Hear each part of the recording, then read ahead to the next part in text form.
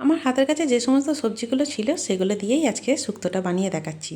বেগুন, গাজর, আলুটা একটু সেদ্ধ করে নিয়েছি এবং উচ্ছেটা হালকা করে ভাপিয়ে নিয়েছি।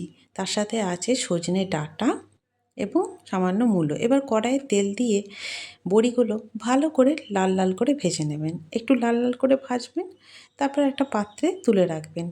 তারপর বেগুন ভেজে নিয়ে তুলে নেবেন এবং একে একে সমস্ত সবজিগুলো ডাঁটা এবং বাকি যে সমস্ত সবজিগুলো আছে সেগুলো আমি একসাথেই সব ভেজে ফেললাম। আপনারা চাইলে একে একে ভাজতে পারেন। তেলে একটু পাঁচফোড়ন দিলাম এবং সামান্য লঙ্কা, শুকনো লঙ্কা দিয়ে আলুগুলো দিয়ে দিলাম। একটু নেড়ে তার মধ্যে সমস্ত রকম সবজিগুলো দিয়ে দেবেন।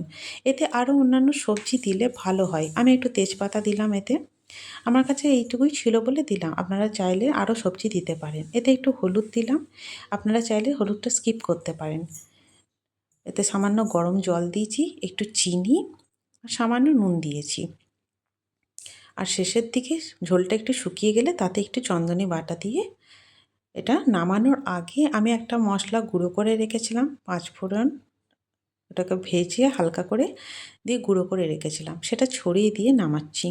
এটা নামানোর আগে একটু ছড়াবেন, তাতে ভালো সেন্টটা পাওয়া যাবে। আমাদের সব ঝোল ঝোল খাই, তাই ঝোল ঝোলই নামিয়েছি। আপনারা চাইলে এটা মাখা মাখা করে অবশ্যই নামাতে